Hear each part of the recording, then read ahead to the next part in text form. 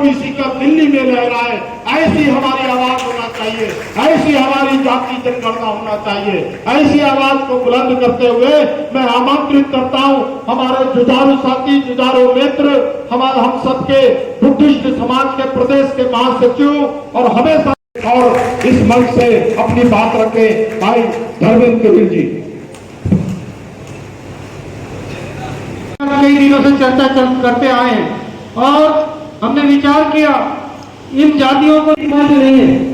ये मंच के माध्यम से हम लोग ने विचार किया कि इस देश के जो 90% लोग हैं उनके हक अधिकार की लड़ाई के लिए सामने आए। हमने माध्यम से लोगों को संदेश दें, हमारे युवाओं को संदेश दें कि आने वाली पीढ़ियों के लिए हम कुछ करें। हमने राजनीति के लिए बहुत कुछ किया, 2500 साल हमने राजनीति के लिए अपना जीवन राजनीति के अंदर पे है। और इस देश की राजनीति में हमारी बहुजन समाज जो है, हमारे बहुसंख्यक समाज है, उनके पास कोई अधिकार नहीं है। हम देखते हैं कि जब भी कोई हक अधिकार की बात होती है तो हमारे लोगों का सब छोड़ के भाग जाएंगे। ये आपको जानना पड़ेगा साथियों, जागने की जरूरत है। आज एक उदाहरण के लिए मैं बताना चाहूंगा, हम देश में ये पेन है, पेन ये हो गया आपका 90% और ये 10% है खोखा। परंतु जब हम पेन जेब में डालते हैं तो खोखा को देख के बोलते हैं किसके पास पेन है, और ये 90% का कोई महत्व नहीं है। जब हम लिखते भी हैं तो ऊपर दबाव देता है 90 को कि भैया काम करो, नहीं जाना है हमें। जिस दिन हम ST SC और OBC देश में एक हो जाए, हम तो SC और पार्टी से हट के रखा जाए और इस लड़ाई को ऐसे लड़ा जाए ताकि हमारे हक और अधिकार मिलना चाहिए। साथियों, अभी जितने भी आपका जनगणना होने से हमें क्या लाभ होंगे? OBC जनगणना होने से हमारे OBC वर्ग के नौकरी में आगे है, कितने लोग व्यापार में आगे है, कौन सी जातियां OBC वर्ग के पिछड़ी है। जब हमारे वर्ग की जो प्रगति, क्या जो पिछड़ापन हमें समझ में आएगा तो हम इस सरकार से आम आदमी और वामपंथियों का राज रहेगा, आप लोगों का राज कभी नहीं है। आप कितना भी कर लो, कितना भी कर लो, जब तक कि आप बोलते ना तोते में प्राण, कांग्रेस और बीजेपी और आम आदमी और वामपंथी की जान, उस मीडिया को नष्ट करना पड़े। संगठन आंदोलन कर रहे हैं और ये जो कार्यक्रम हो रहा है ये चलो धन्यवाद के पात्र है। बाकी लोग एक शब्द है प्रतिनिधित्व की बात का, ना कि आरक्षण का, लेकिन हमारे दिल दिमाग में जनरलों द्वारा, स्वर्णों द्वारा, ब्राह्मण बनिया के मीडिया द्वारा जो थोप किया जाता है, गुजर किया जाता है, उसी को लेकर लड़ना पड़ेगा। और उसके लिए जो हमारे महापुरुष रैदास हो, कबीरदास हो, जगदेव प्रसाद हो, पेरियर हो, फूले जी हो, गाड़गे महाराज हो, ये सारे महापुरुषों को आपको पढ़ना से। और भारत मुक्ति मोर्चा के तत्वाधान में एक अधिवेशन रखा गया था। उस अधिवेशन में OBC की जाति आधारित जनगणना का ये बहुत सोच का विषय है। मैं समझती हूँ जातिगत जनगणना जब तक नहीं होगी तब तक इस मुल्क में हमारी जनसंख्या, हमारी आबादी जितनी है उसके अनुसार हमें रिजर्वेशन मिलेगा। हमें तो आप देखिए 2011 में लास्ट जनगणना हुई जिसका डेटा रिलीज नहीं हुआ, ये आप सब जानते हैं, और वो चीज को लेके हुई थी, लेकिन वो आज तक उसके डेटा रिलीज नहीं हुए। उसके मनमोहन जी की सरकार थी, लेकिन आज जो है हम सोचते हैं आज हमारा युवा जागृत हो रहा है। आज 52% जो हमें नहीं मिली है। और ये जनगणना की बात, जातिगत जनगणना की बात है, जो हम बात करें 84% OBC, SC और SC का था, तो वहाँ पे ये आवाज उठी कि हमारे अधिकार, इसमें हमारा पिछड़ा वर्ग, दलित, आदिवासी वर्ग और आदिवासी वर्ग हमारे साथ में यहाँ पे है, सभी हम सब भाई है। और यहाँ पे विचार किया 4 साल 5 साल दोस्तों ने कि इसके लिए हिंदुस्तान में भी कोई आंदोलन नहीं चल रहा है। ये भारतवर्ष का पहला आंदोलन है जो गैर राजनीतिक मंच उठा रहा है। अभी तक कोई जनसंख्या का हिंदुस्तान में कहीं पे भी विचार नहीं हुआ, सिर्फ राजनीति के चक्कर में राहुल गांधी जी ने जरूर बोले हैं कि जातिगत जनगणना होना चाहिए, और कांग्रेस पार्टी उन्होंने बोला कि जातिगत जनगणना होना चाहिए।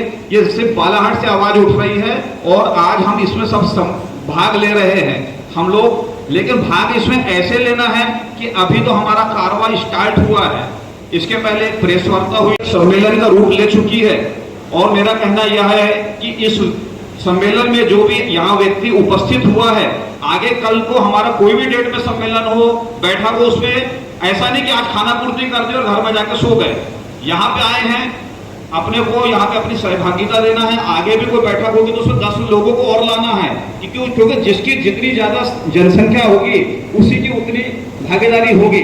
तो आप लोगों से निवेदन, जातिगत गणना की हमको आवश्यकता क्यों पड़ी, वो उसका मेन कारण ये है कि हम ये देखना चाहते हैं कि शैक्षणिक स्थिति क्या है। जनगणना होगी तो पता चलेगा कितने लोग पढ़े लिखे हैं, कौन क्या व्यापार कर रहा है, कौन नौकरी कर रहा है, किसको क्या संख्या की जनगणना होगी तभी तो पता चले। अपील करते हैं कि इसमें और जागृति लाएं, मोहल्ले मोहल्ले में बैठक। जनगणना के बारे में जो मैं बता रहा हूं कि यहाँ मंच में जो बैठे हुए जिन्होंने ये विचार करा, और मंच के नीचे भी बैठे हैं, उन्होंने विचार करा कि हमको जातिगत जनगणना कराना है, तो मेरा मतलब यह है कि उनको जातिगत जनगणना और संगठित होकर हम एकता को पूरे मध्य प्रदेश या पूरे भारतवर्ष में हम ओबीसी ST/SC की एकता को मजबूत करें।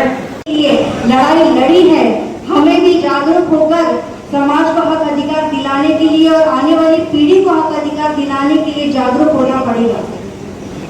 एक मैं बात कहना चाहती हूँ कि हमारे महापुरुष डॉक्टर बाबा साहब अम्बेडकर की एक छोटी सी मैं कहानी बताना चाहती हूँ। भारत की आजादी के बाद देश में जो नेता है वो क्या कर रहे हैं अपने देश के लिए, मैं देख करके आता हूँ।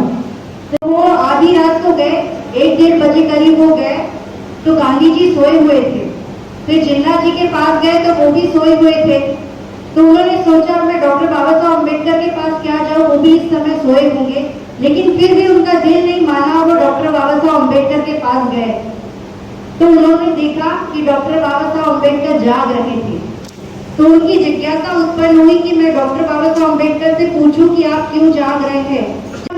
डॉक्टर बाबा साहब अम्बेडकर से पूछा कि आप क्यों जाग रहे हैं, तो डॉक्टर बाबा साहब अम्बेडकर ने बहुत ही इससे कहा कि मुझे गांधी जी इसीलिए सो रहे हैं क्योंकि उनका समाज सोया हुआ है, जिन्ना इसीलिए सो रहे क्योंकि उनका समाज सोया हुआ है, जाग रहा है। डॉक्टर बाबा साहब अम्बेडकर ने कहा कि मैं इसीलिए जाग रहा हूँ क्योंकि मेरा समाज सोया हुआ है और मुझे अपने समाज को जगाने के लिए मुझे जागने की जरूरत है। हिंदुस्तान के गृह मंत्री ने 2018 में ही ये वादा किया था कि जातिगत जनगणना का जो भी स्थिति यहाँ पर ओबीसी की होगी, पूरे भारत वर्ष में ओबीसी की जो जातियां हैं लगभग 2600 जातियां हैं और हमारे मध्य प्रदेश में 175 करीब जाति और उपजाति आती है, परंतु ये ओबीसी है, ये शूद्र है। आज इस मंच के माध्यम से मुझे बोलने का अवसर मिला है, परंतु मैं आपको बता दूं पिछले 1 वर्ष से हम ओबीसी को लेकर पूर्व से भी संघर्ष कर रहे हैं और ये संघर्ष हम केवल और केवल ओबीसी को जगाने के लिए कर रहे हैं। और उसका परिणाम पिछले विधानसभा चुनाव में 2023 में जो उस समय वर्तमान ओबीसी आयोग के अध्यक्ष थे उनको हराकर हमने चुकाया है। परीक्षाएं अटकी हुई है, 13% पद होल्ड में चल रहे हैं और वो 10,000 युवा, वो 10,000 बेरोजगार हमारे बीच में बैठे हुए हैं पर हम उनके लिए कुछ नहीं कर पा रहे हैं। क्या हम केवल वोट की राजनीति करने के लिए बने हैं? क्या हम केवल झंडा उठाने के लिए बने हैं? बस इसी के लिए हम